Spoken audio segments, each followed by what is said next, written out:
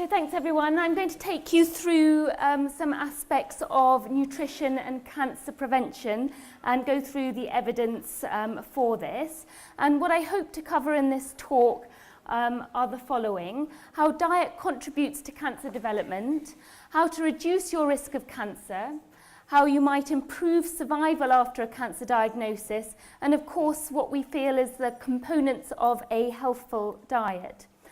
What we know is that cancer is the top cause of premature death in the UK, accounting for 42% of cases of premature death. And 1 in 2 men and 1 in 2 females now develop cancer, and this trend is only increasing.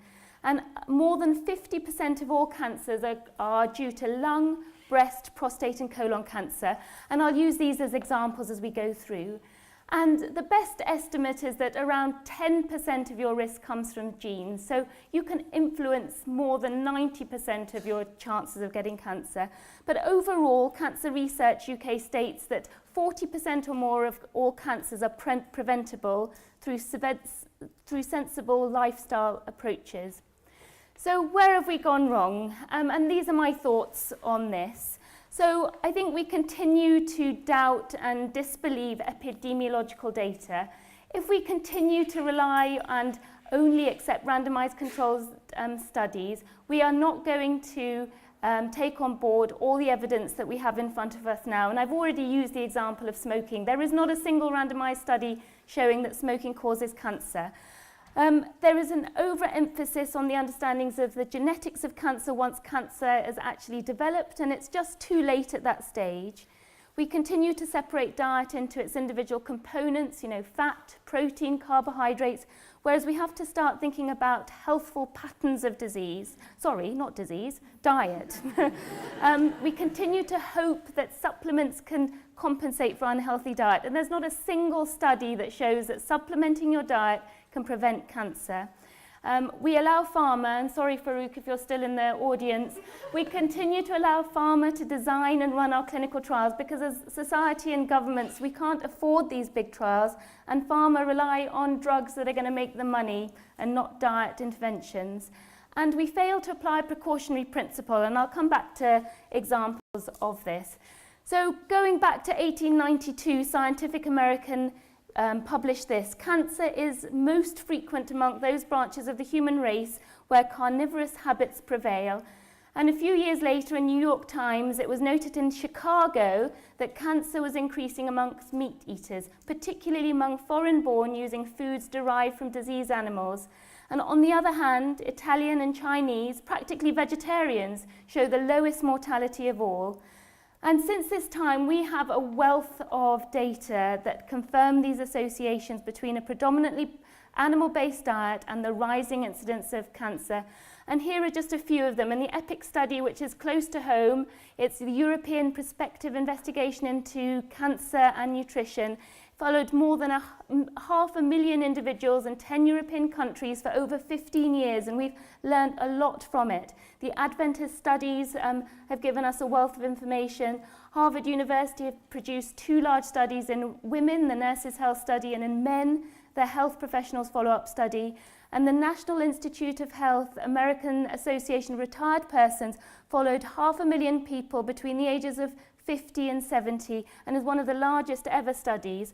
And overall, the conclusions are clear from all these studies that not only does a vegetarian diet reduce heart disease, but it reduces your overall incidence of cancer by up to 18%, and for some cancers it's even more than this. And so what we know is that cancer is predominantly an environmental problem, and we know about smoking. More than 90% of lung cancers are caused by cigarette smoking. But what we fail to recognize is that diet is equally important, maintaining a healthful weight, limiting alcohol, sensible exposure to sun, and exercise are equally important. And where do these environmental lifestyle aspects sit in the process of cancer development? So cancer develops in 3 stages. There's initiation, promotion, and progression. Initiation happens all the time as cells in our body, minute on minute, are being damaged by our genes, by viruses, by chemicals, by toxins. But not all of these damaged cells survive, and not all of them become cancer. But over a period of years and decades, there's promotion, where these damaged cells can either lie dormant or they can develop and grow because they're being given a growth environment and become clinically evident. And the later stages, where it's too late, is where it's progressed and there's metastases all around the body. So what do we know about our current animal-based diet? So one of the major factors, and this is not about fat shaming, or it's stating facts, that obesity is rising and obesity is increasing our risk of cancer. So at the moment, 7 out of 10 of us are overweight and 3 out of 10 of us are obese. And these trends are only going to increase. And we know that at least 13 types of cancer are associated with obesity.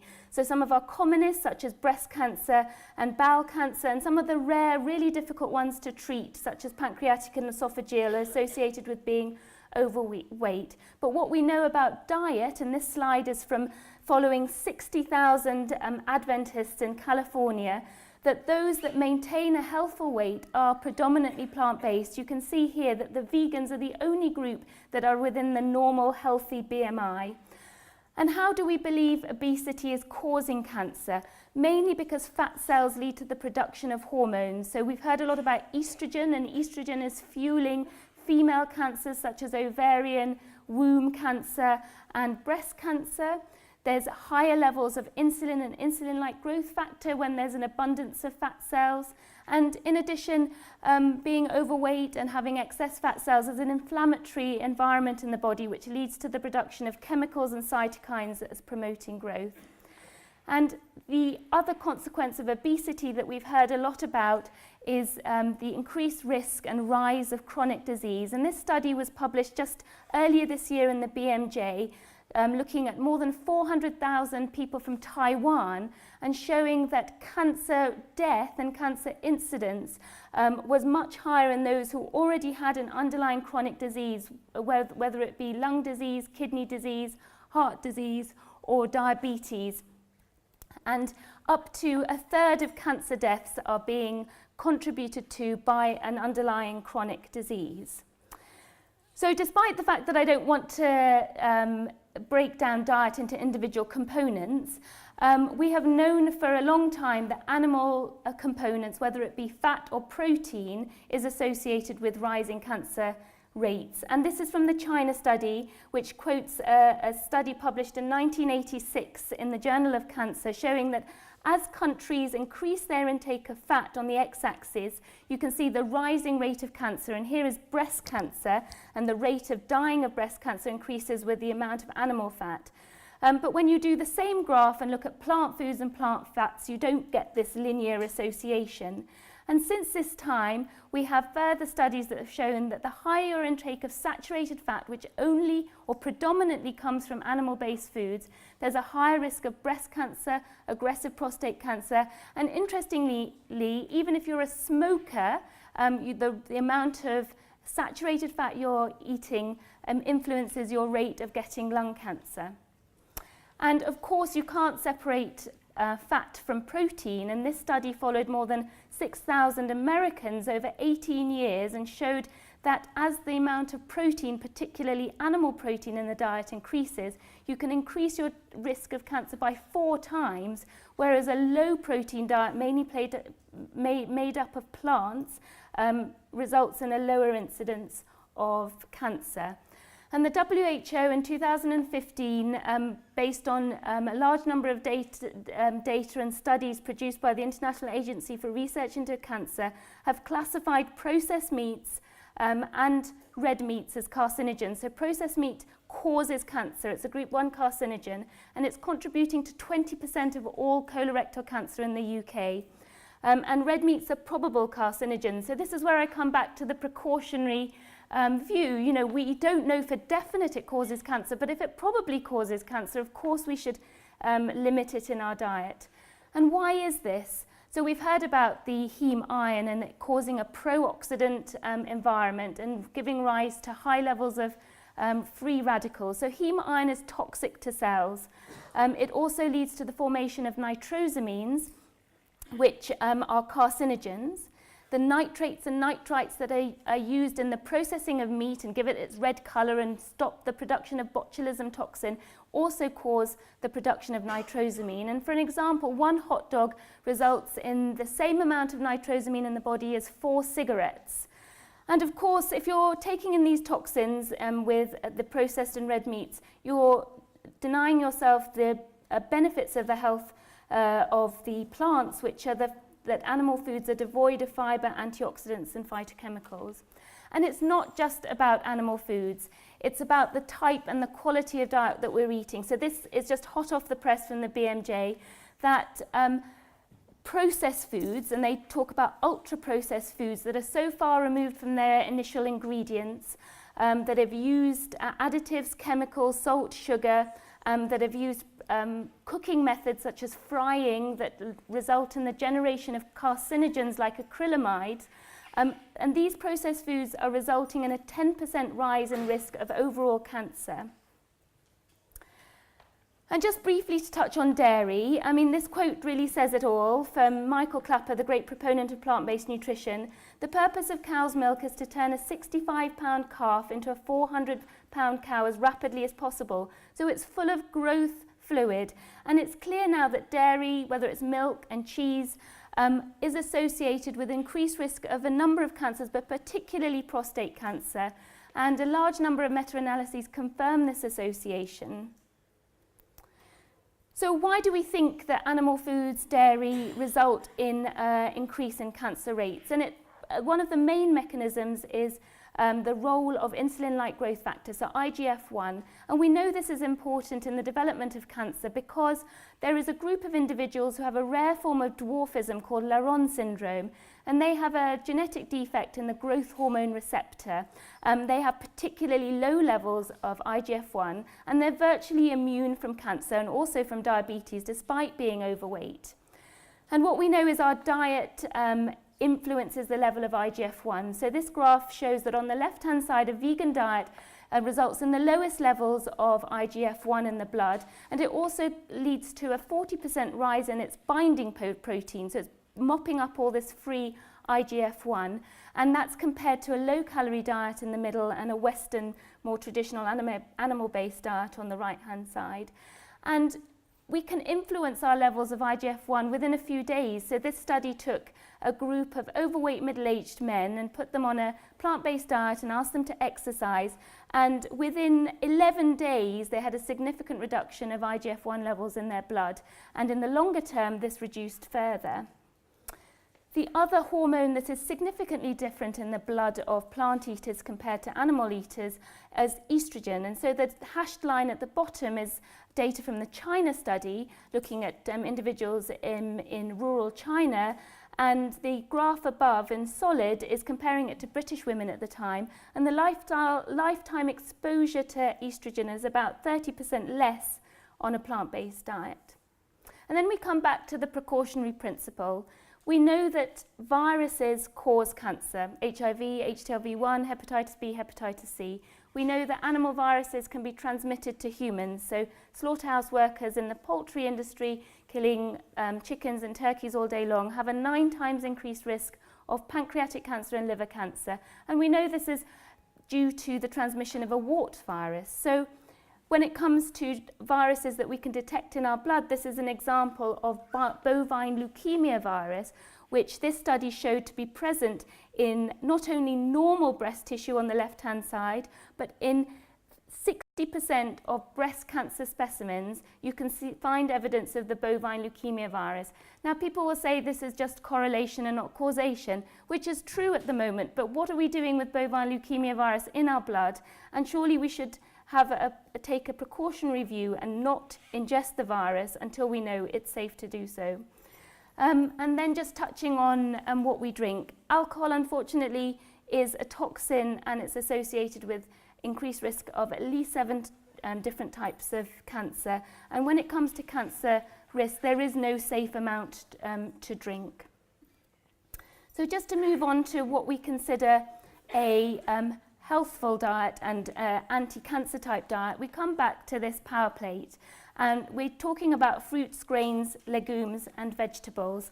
And we've already heard about Dennis Burkitt, an Irish surgeon who did a lot of missionary work in Africa. And back in the 70s, he noted the beneficial effect of fibre. So he noted that those on a minimally processed diet eating mainly plants virtually never got bowel disorders, whether that's bowel cancer, appendicitis, inflammatory bowel disease. But as soon as your diet shifts onto processed food and animal foods, the risk of tumour increases. And since his study and his anecdotal evidence, we've had a large number of meta-analyses showing that the more fibre we eat in our diet, the lower our risk of colorectal cancer. And also last year, the World Cancer Research Fund published a statement saying that the consumption of whole grains probably protects against colorectal cancer. And it's not only the fibre, but also the other nutrients in whole grains. And some of these nutrients we're talking about are phytates, which are particularly good for preventing cancer. And phytates are particularly high in legumes, so beans and pulses. And beans and pulses have been shown to reduce your risk of cancer. And this paper that's quoted here is a sub-analysis of the PREDIMED study, which showed a 30% reduction with the more beans and legumes that you're eating. And there's also a phenomenon called the Hispanic paradox, where Hispanic Americans are living longer and getting less cancer despite the fact that they are just as overweight and obese as the non-Hispanic Americans. And it's thought to be their bean consumption, or at least one of the factors is their bean consumption. They eat about a third of all the beans eaten in America. And when we talk about beans, we also have to include soy. And we've already learnt today that soy is good for us, whether it be for reproductive health or heart health. But certainly for cancer, we've got enough evidence to support the role of eating soy in the diet. And this reference here is from a meta-analysis of 18 studies looking at breast cancer incidence. And there's a lower incidence in those who eat soy. There's a lower risk of recurrence if you've had a diagnosis of breast cancer. And also it's associated with living longer after a diagnosis of soy. And it's those isoflavones, the phytoestrogens, that are acting in a slightly different way from human estrogen. And the other food that is also high in a phytoestrogen are flax seeds, and they really should be incorporated into our daily meal plans because they are precursors of lignans in the food. And lignans are also phytoestrogens, and there have been randomized studies in breast cancer and prostate cancer showing a beneficial effect in those who already have a diagnosis of cancer. And of course, fruit and vegetables are full of anti-cancer properties, the phytonutrients, the polyphenols, all those things that we know about.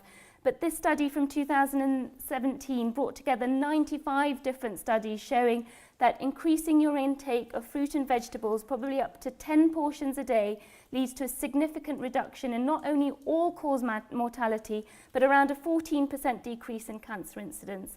And there's some particularly healthful fruits and vegetables. So the red colour in tomatoes, red peppers, chilies has lycopene, which is particularly anti-cancer properties. Cruciferous vegetables, which are broccoli and kale and cabbage, have precursor substances to sulforaphane, which has anti-cancer properties. Berries are probably one of the most healthful fruits and vegetables to incorporate daily in your diet. And then the allium family, which is the onions, the garlic, leeks that lead to the generation of organosulfur compounds. And for the medics in the audience, we are beginning to understand how cruciferous vegetables work, particularly in the gut. So stomach acid converts the indoles from these cruciferous vegetables into ligands for the aryl hydrocarbon receptor, which is found on the lymphocytes in the gut. And this activates the lymphocytes into having a pro-immune effect and preventing damage to the gut lining. So it's never too late. This study, again bringing in Dean Ornish, he randomized 93 patients with early stage prostate cancer, putting them on a plant-based diet plus exercise and stress-relieving activities. And he had a control group that carried on their normal lifestyle. And after a year, there was a significant reduction in the prostate-specific antigen level in the lifestyle group. whereas in the control group there was an increase in the PSA suggesting cancer progression. And after 2 years, the control group, 27% of them needed interventions such as radiotherapy or surgery, compared to only 5% in the lifestyle group.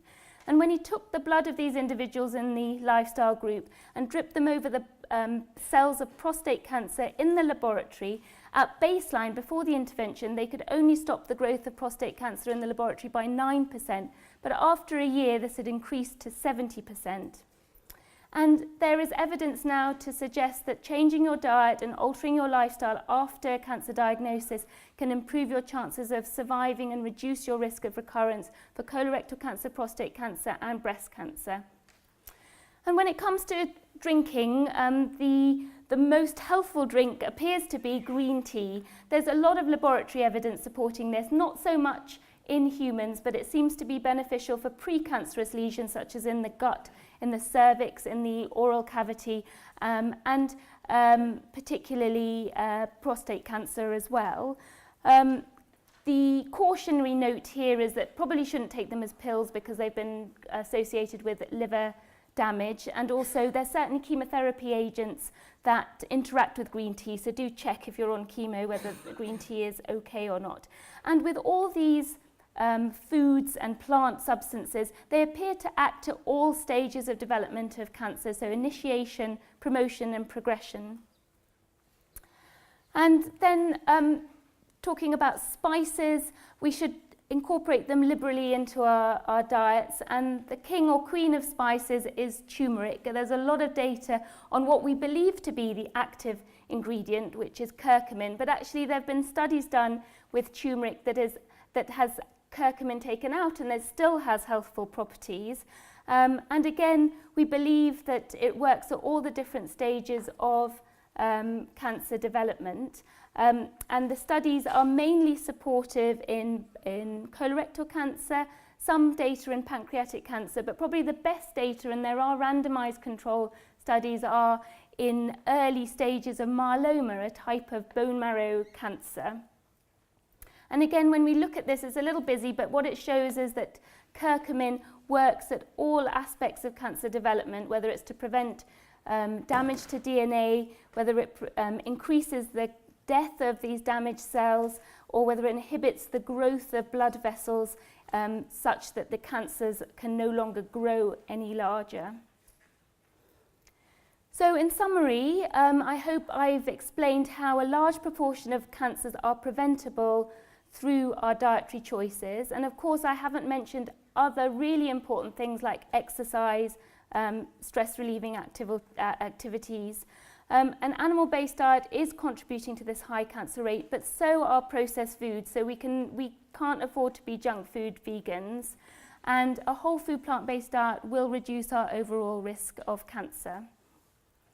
And I'll leave you with this quote just to read for yourselves. Thank you.